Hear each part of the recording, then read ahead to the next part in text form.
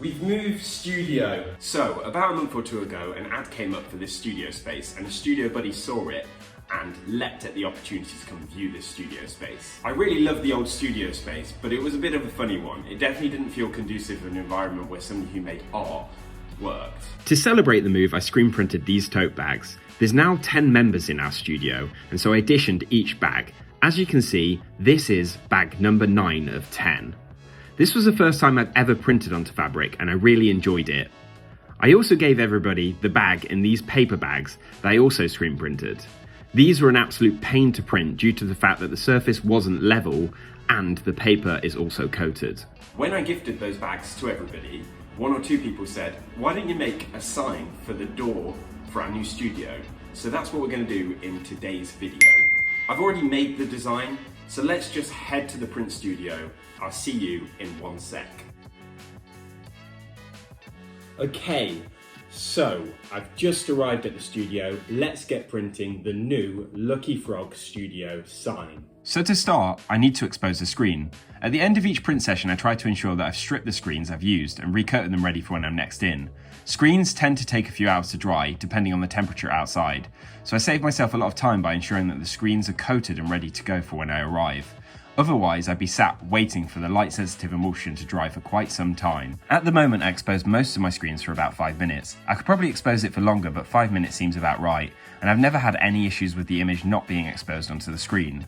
Once the 5 minutes is up, I need to switch off the light, bring the exposure table down, and wait for the suction to ease. I now need to wash the screen. Any of the screen that was blocked by the stencil when I was exposing the screen will now fall away, revealing the design. Now regarding the design, I wanted to design something that was a little bit different to my usual work. It would be a tad egotistical to take it upon myself to brand a studio filled with illustrators and make it look exactly like my work. So I went for something that was blocky and fun and cute and kawaii and looked nothing like my work.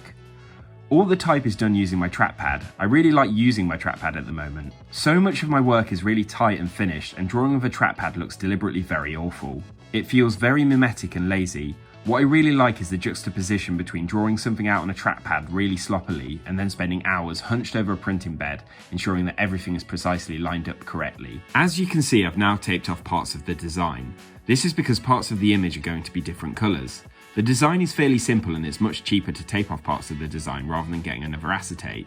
Now I've used this brown parcel tape. I wouldn't usually recommend using this tape for taping off your screen, but I found it's pretty good for blocking smaller bits of the design off. It's now time to set up the screen and start printing the first layer. I'm printing with a printing arm. I really like printing with a printing arm.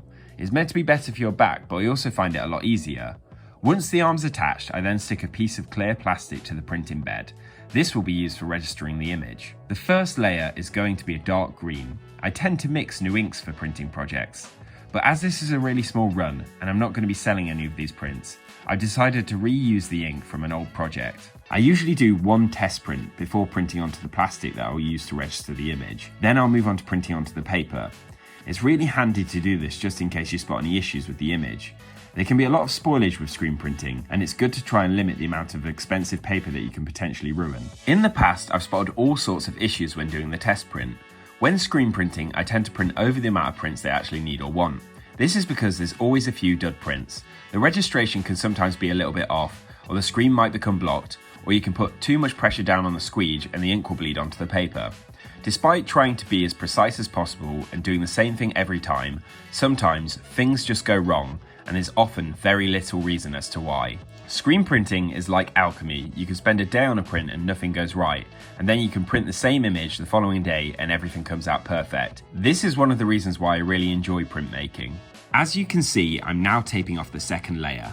Everything that wasn't taped off when I put down the first layer now needs to be covered. I wouldn't recommend using this method if you had a really complex design, but it works great when printing something blocky like this image. This layer printed like a dream. I find that the blockier parts of an image are sometimes some of the hardest things to print. I think this is because it can be hard to maintain the tension needed in your arms to lay down a consistent spread of ink across a large surface area. Fortunately, I didn't need to put too much energy into this layer because of how little of the ink needed to pass through the screen onto the paper. Now all I need to do is print the cheeks. Rather than taping the whole screen off, I've stuck a plastic sheet over most of the image. I wouldn't need to do this step if I had paid for another acetate to be made, but it is what it is. For this layer, I've opted to print it by hand. I've got to put down such a small amount of ink, it doesn't feel necessary to use the arm for this one. Sometimes I struggle when I switch from an arm back to printing by hand, but this time round, everything went A-OK. I designed this part of the image to have a slight overlap with the previous layer. I'm still working out the best ways to get a really tight registration when printing. I feel like most of my work doesn't really look that great when it isn't printed with pinpoint accuracy. There's still so much to learn with screen printing, but I'll figure it out. Here are the final prints on the drying rack.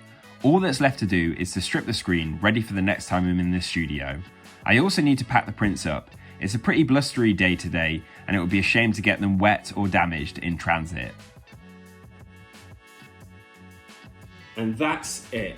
The Lucky Frog Studio sign is now screen printed and packed. All we need to do is head over to the new studio and put these on the door. Okay, I'm back in the new studio. It's time to carefully unpack these prints. As you can see, I did a really good job of packing them. There was no chance that these were going to get damaged on the way back from the print studio.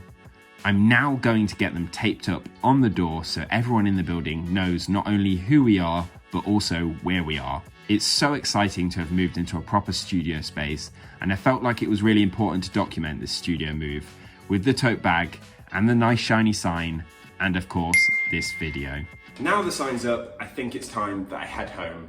Thanks so much for watching the video. Make sure to like and subscribe, and I'll catch you in the next vid.